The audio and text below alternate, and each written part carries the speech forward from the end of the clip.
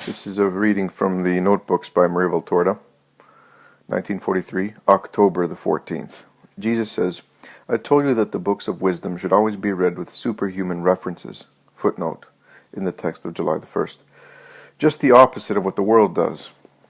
And the science of the world, which is unable to raise itself to the supernatural level, but strives to lower the supernatural in things to its earthly level. In this way, it takes the artistic sense from the inspired pages, hears and notes the poetry and music, all of which, in short, caresses its human feelings, but it does not labor to open the doors beyond which there is enclosed its spirit, which that humanity is so unconcerned about as to deny or forget it. And the spirit, oppressed like a slave in a dark galley, does not receive the reflection, I say reflection, because the ray does not descend through the thick walls of human pride and lust, not even the reflection of the sun of wisdom shining for all and for it, buried as it is in the dark well of indifference to the supernatural, so far away, it does not even receive the most remote wave of that reflection of light, the most remote vibration of that harmony, which is not made of words, but of sublime meanings, and becomes increasingly stupefied in criminal isolation. Poor spirits enclosed in beings dominated by the threefold sensuality of the flesh. When a supernatural word crosses into their prison, like an echo coming from afar, they react with a start and make an effort to get a hearing from the flesh oppressing them. But they are vain attempts by a weak man, oppressed by a giant. To understand the word as it is, and to make the spirit as it should be, the lord of the flesh and not a slave, mankind must set the axe to the whole forest, and cut down the wicked trees planted by the imprudence of some, or by the rebellious thought, and left to grow freely, indeed, helped to grow by other imprudent ones, and other rebels against the law of the Lord. Humanity should do this, and shed light. Allow the light to descend from the heights of the heavens upon the meadows of the earth, where, like grass that passes, you sprout, blossom, and fall in a short time. And blessed are those who blossom in such fashion as to be worthy of being transplanted into my paradise. These are the ones for whom the light of the Spirit is not precluded and extinguished. They are the strong ones who are able to resist human currents.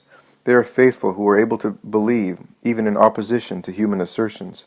They are the secure who are able to go on feeling the sun, even beyond the shadows created by man, and nothing displaces them from this security of theirs. Like the sensitive needle of a compass, they aim towards the light. As migratory birds follow their sun, they are able to leave home and relatives to come to the sun of their souls. And I am not referring, Maria, to those who enter a monastery. There are creatures who, while living in their families, leave them out of love for me, more than if they were to set themselves beyond the double grill of a monastery. You know something about this, and you know what tears it costs to follow me, in opposition to the hostile will of the family members. Those who go against the selfishness, derision, and incredulity of relatives are able to follow their King of Love. Come to me. Those who do not grow disturbed or cold under the daily assault of unjust remarks and the religious indifference of others, but rather they suffer this and labor to augment the light in themselves and bear it into the midst of their obfuscated families, and they exhaust themselves in protecting the interests of their God within the first of human societies, the family, and go so far as to give me their lives, provided they can obtain life for the dead in their family, the spiritually dead. O blessed, O holy, O heroic children of mine, I know what it means to go against the sweet bond of love and the harsh chain of family prejudice, to break them and follow the Lord's order. I know, I remember, and I reward with a special reward the hidden martyrs of family selfishness or family love, the holy martyrs of my love, as irrepressible as death in them, and as agonizing as a fire. The sentence in the song, "At night in my bed I sought the love of my soul, and did not find him," should be read supernaturally as follows. Often, and for different reasons, the night comes for the soul. The needs of life, which you frequently cause to become the cares of life, create dusky shadows, sometimes so deep as to be like a starless night. God's will, to test your constancy, sometimes prompts other kinds of nocturnal darkness. During these obscure times, the love of the soul withdraws. The soul, if it is not completely dead, spontaneously loves its Creator God, even if you do not realize. This light of yours, this flame of yours, hidden within the dark barriers of the flesh, longingly tends towards the kingdom from which it has come, and sighs for union with its origin.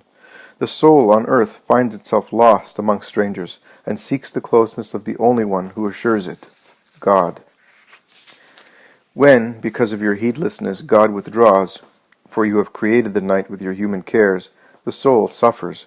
A kind of initial bewilderment takes place in it, but afterwards the time comes when it reawakens, and it then seeks its love and suffers from feeling him to be far away, and because of its laxity, which has allowed the flesh to dominate with its worthless cares.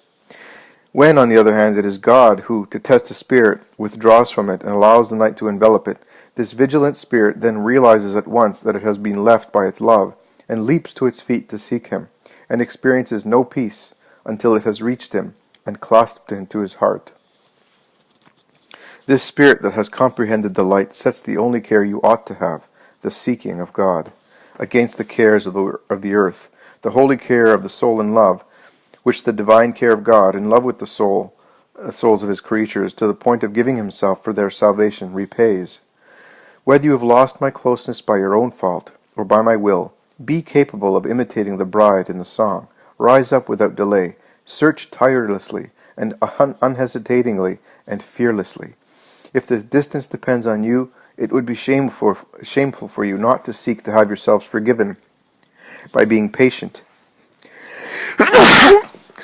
and insistent in the search. If it depends on God, it would be offensive for you to show human impatience and thereby virtually reproach God, who is beyond censure. And you should not even be afraid. When one seeks God, God, even if he is hidden, watches over him. The world thus cannot do any real harm to the seeker of God, even if it rages with mockery or with persecutions. Always consider that these are things of relative duration, whereas the fruit of your bold love never perishes. When your loving searches finally grant that you may rejoin the love of your souls, hug that love with a stronger and stronger embrace until it becomes total and indissoluble fusion between yourselves and Him. See, my little bride, when this point is arrived at, Jesus never draws away. It is enough for you to turn the Spirit's gaze to see me near, just like a husband in love who moves about the nuptial house. It suffices for the bride to turn around or peer out the door in the order to see him near to her or in the next room. Isn't all of this sweet? Doesn't it give you a great deal of security, abundant peace, and comfort? But that is still nothing. When I take your soul from this little house of yours, and from the ephemeral dwellings of flesh, where it is imprisoned to the eternal dwellings, you will become aware what the blessedness of love is.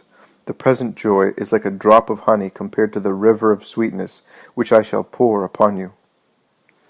Later, also on October 14th, Jesus says, when love has become so strong as to become fusion, it is also useless to fear acts of human violence, which fracture life, or the length of life itself.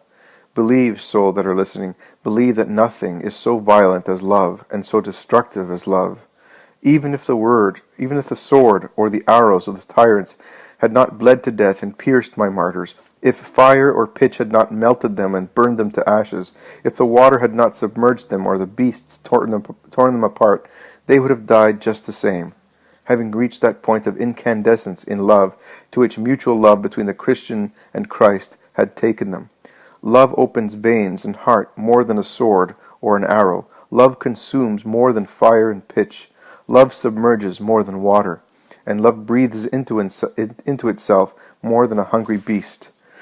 But this annihilation of the creature in love separates the gem from its sheath, opens the lock for the angel enclosed in the flesh, let us rather say for the spirit, to forestall the objections of the human quibblers who lose themselves in analyzing the trimmings and do not look at the core of thought. This annihilation frees the immortal spirit and makes it born in the heavens, which have awaited it and which open for its entry and close behind it, placing a barrier of peace between it and the earth hostile to the saints. For this reason I said to you, do not fear those who can kill your bodies, for the killing of the body is liberation of the spirit. Love is like an immolator, like the sword and fire, like water and beasts.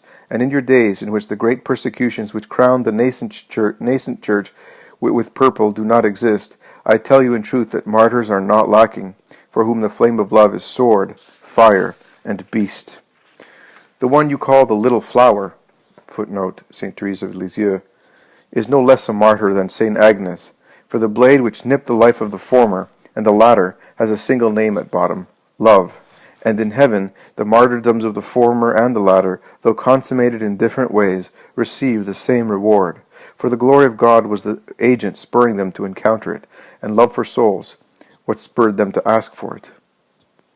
It is equally useless to fear the length of the separation. Love abbreviates it because it consumes. A being caught in a vortex of fire does not withstand for long.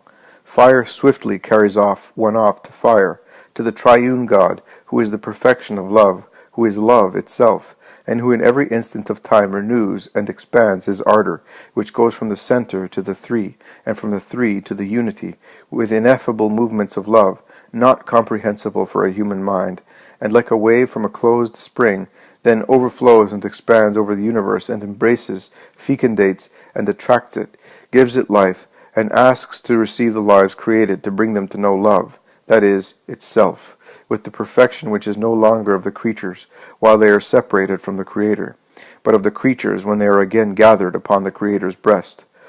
O beatific light, O thrice holy love, why hasn't my sacrifice as God been sufficient to give me all creatures? Why, indeed, has the enemy so acted upon human weakness as to make my sacrifice not penetrate into almost all creatures? Oh, the pain of the God-man, of God, who left the superessential splendors to come upon the earth for the purpose of giving earthlings love, and taking those of the earth to love, and sees that for millions and millions of beings his holocaust as God, leaving the heavens as man immolating himself, was made to no avail. You drift so far away from good, from the love that is good, and you die. You die after I have given you life. You die because you are unable to love and do not want to let yourselves be loved by God. Remain faithful. Among the men unfaithful to Jesus, your Lord and Savior, unfaithful to the triune God, Father, Redeemer, and your love, you that have known love, do not ever separate yourselves from the safe way, whose end is in my heart. May love not only be the guide of your lives, but spur you on such a swift race that while it will be a flight towards me, like a butterfly attracted by the light, fly to the light. It is here to receive you, and increases its flashes of joy, because it sees you to be faithful. Come, ascend. There is nothing but God to be joy for the creature.